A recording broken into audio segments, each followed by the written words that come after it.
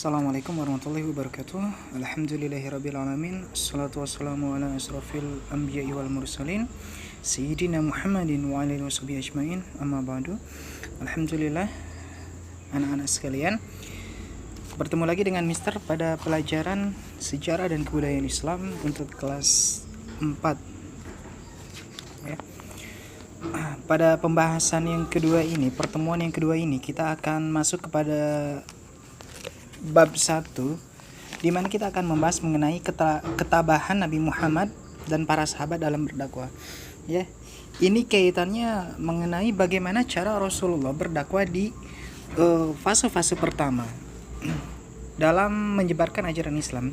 Kita tahu bahwa di era Rasulullah muda, sebelum diangkat menjadi nabi, ya, di usia 40 tahun, Rasulullah itu sudah sering menyendiri, ya, datang ke Gua Hiro, bertapa di sana. Nah, kalau dalam bahasa Arab, istilah bertapa itu dikategorikan sebagai khalwat, ya, nama istilahnya adalah khalwat, menyendiri. Ya, Rasulullah sering ke sana, oleh karena Rasulullah itu nggak bisa terima kelakuan masyarakat Arab ketika itu, ya, budaya-budaya jahiliyah. Sebagai contoh, ketika ada anak perempuan yang lahir harus langsung dibunuh. Ingat, dibunuh, ya. Jadi tradisi bunuh membunuh itu sebetulnya sudah sangat lazim di Arab sana dulu, ya. Makanya Arab itu sampai sekarang itu negara-negara yang senang sama perang, ya, karena memang basicnya itu seperti itu. Ya, anak perempuan dibunuh. Nah, sekarang kalian yang putri-putri, anak-anak Mister, ya, yang sekarang kelas 4, kalian putri, itu kalau kalian lahir di Arab zamannya Rasulullah waktu kecil, kalian gak bisa sekolah sampai sekarang. Kayak sekarang maksudnya, ya. Karena baru lahir aja kalian langsung dikubur nanti hidup-hidup. Itulah kejamnya masyarakat Arab. Kenapa? Nabi dan Rasul banyak diturunkannya di wilayah Arab, ya. Karena Nabi dan Rasul itu dia memiliki tugas untuk menyempurnakan akhlak manusia. Nah, kenapa di kita nggak ada nabi, nggak ada rasul, ya, di Indonesia? Karena masyarakat Indonesia itu adabnya sudah baik, ya, perlu diingat seperti itu. Jadi bukan Allah menganaktirikan dalam artian mandang kita sebelah mata, sayang, ya.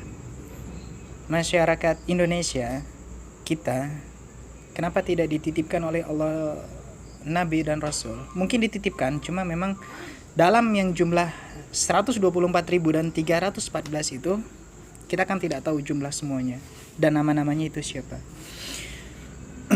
Tapi yang jelas, kalaupun memang tidak dititipkan oleh Allah Nabi dan Rasul untuk wilayah kita, itu artinya memang adat istiadat di kita itu telah baik, dalam artian telah cukup. Jadi Allah tidak perlu mengirim utusannya untuk memperbaiki akhlak kita, ya, orang-orang tua kita dulu, para leluhur kita.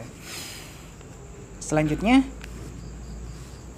nah, oleh karena memang budaya yang seperti itu, minum minuman keras, berzina, dan yang lain-lain, kalian tidak perlu tahu lebih jauh masalah berzina, berjudi. Dari hal inilah Rasulullah itu nggak bisa terima ini budaya yang salah, keliru. Nah, ketika sesuatu yang keliru dapat dilihat oleh orang-orang cerdas seperti Rasulullah, dia nggak akan bisa terima.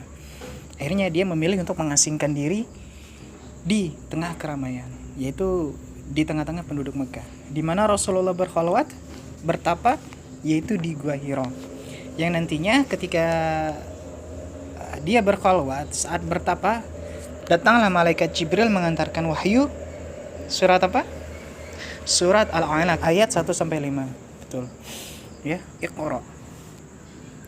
Nah, dalam menyampaikan pesan yang Allah kirimkan kepada Nabi Muhammad, malaikat Jibril tidak langsung bisa menjelaskan siapa dirinya, siapa Tuhan yang mengutus malaikat Jibril untuk menemui Nabi Muhammad. Oleh karena itu, Nabi Muhammad itu dalam cerita yang dijelaskan oleh guru-guru kita, Nabi Muhammad itu karena memang belum pernah ketemu dengan malaikat, ya, akhirnya ketika mendapat wahyu pertama, Iqra, Itu Nabi Muhammad bilang, saya nggak bisa baca. Iqra, bacalah. Iqra ya Muhammad, bacalah ya Muhammad.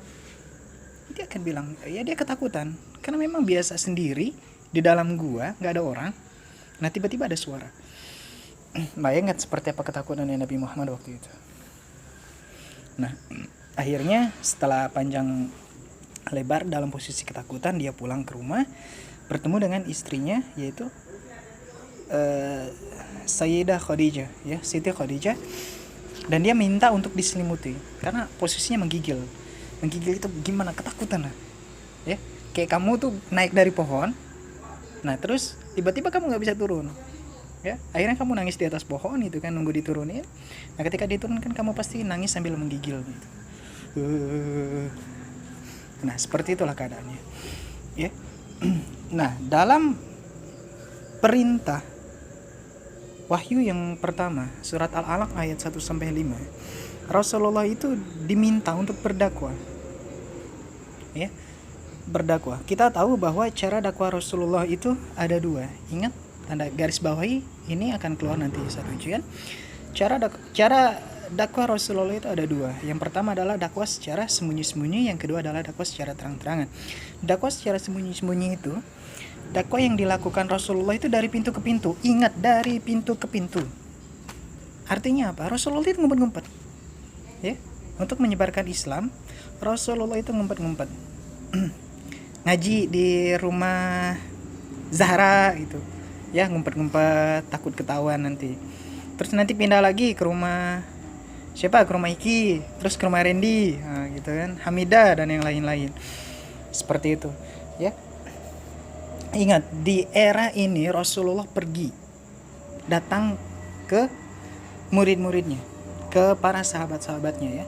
Jadi bukan Rasulullah duduk sila terus muridnya datang, itu nanti. Itu di era dakwah yang kedua. Nah seperti itu, ya. Jadi cara dakwah itu, ingat, Rasulullah itu ketika diminta oleh Allah untuk menjalankan satu kehendak yang Allah berikan, itu pasti ada nilai-nilai toladan untuk kita. Artinya apa? Ketika kita dihadapkan dengan kondisi masyarakat yang awam seperti orang-orang Arab jahiliyah ketika dulu, nah cara kita itu nggak bisa kita buka gelar duduk santai kayak gitu, ya. Caranya kita datangi, ketuk pintunya rumah satu, pintu mereka di rumahnya satu persatu kita datangi, ajak mereka. Nah setelah sudah banyak, baru jamaahnya udah banyak, baru buka satu haul, bukan hall, maksudnya buka satu majelis. Nah yang di situ nanti para murid akan datang, seperti itu. Dan itu pun yang dilakukan oleh para waliullah gitu, yang menyebarkan Islam di tanah Jawa. Ya. Nah untuk dasar hukum, bukan dasar hukum, landasan Al-Quran, dalil nakli maksud mister, dari dakwah secara sembunyi-sembunyi ini ada di surat Al-Alaq ayat 1-5 dan ada di di surat Al-Mudassir ayat 1-7. Ya, itu ada di Al-Qas halaman 4, silahkan dibaca dan tolong dihafal. Ya. Ini untuk bekal kalian. Jadi Rasulullah itu berdakwah secara sembunyi-sembunyi. Misal ingat, dakwah Rasulullah itu di Mekah itu mencapai 10 tahun ya lamanya. Tapi keberhasilannya sangat minim, artinya apa? Rasulullah itu gagal waktu dakwah di Mekah. Namun tingkat kegagalannya tidak begitu parah. Kalau gagal benar-benar gagal, itu berarti tidak ada yang mengikuti. Tapi ini masih ada ashabiqun al-awwalun, yaitu orang-orang yang memasuki Islam, yang memeluk agama Islam di era-era pertama. Itulah ashabiqun al-awwalun, ya. Nah, daftar mereka ini ada 17 orang laki-laki dan ada 12 orang perempuan. Itu ada di halaman 5, dari mulai Abdurrahman bin Auf sampai Zubair bin Awan. Lalu ada Asma binti Abu Bakar As-Siddiq, dan terakhir adalah Ummu Rauman binti Amr. Ya, itu nanti kalian pahami lagi. Inilah mereka as-sabiqun al-awwalun. Jadi kalau ditanya apa itu as-sabiqun al-awwalun? As-sabiqun al-awwalun adalah orang-orang yang memeluk Islam di era pertama, yaitu ketika Rasulullah dakwah secara sembunyi-sembunyi. Ya. Bayangin, Rasulullah itu dalam dakwah 10 tahun, 3-4 tahun. Anggap aja 4 tahun dari dakwah Rasulullah itu, Rasulullah hanya bisa mengajak 17 orang laki-laki dan 12 orang perempuan. Sangat sedikit, jumlah yang sangat sedikit. Ya kan? Nah selanjutnya barulah di tahun kelima turun surat, ada di Al-Quran Al-Hijr ayat 94 sampai 96. Itu ada di halaman 7. Perintah untuk dakwah secara terang-terangan. Artinya apa? Di era ini Islam itu sudah lumayan kuat. Dalam artian sudah punya basis lah. Meskipun hanya 30 orangan, itu sudah cukup untuk dalam artian membuat satu majelis kecil dan untuk memperkokoh keimanan. Tapi perlu diketahui bahwa para sabiqun al-awwalun ini di era keduanya itu nanti ada 6 orang pemuda yang kemudian hijrah dari Mekah ke Madinah untuk menyebarkan Islam di sana. Kita tahu bahwa Rasulullah ini bukan orang miskin sayang. Rasulullah itu orang kaya, sangat-sangat kaya. Perlu kamu ketahui, Rasulullah itu bukan orang miskin. Tapi kenapa digambarkan Rasulullah ini adalah orang yang miskin? Rasulullah itu bukan miskin, dia menjalankan lupa istilahnya tuh. Itu orang-orang sufi itu menjalankan itu, meninggalkan dunia. Artinya gini, Rasulullah ini seorang